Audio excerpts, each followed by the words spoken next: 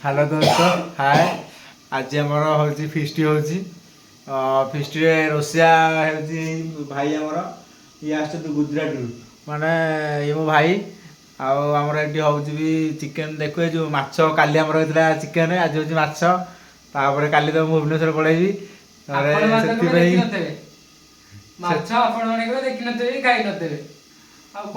से आज आम घर तो कहीं ना भाई मु दिलु और आज माछ तरकारी होची जदि आपण मैंने कि खाइबे ताले आसतु रोसिया को गोटे देखी दिखाँ रोसिया भी कमती रोसिया देखी दे भाई हाई कर दिलु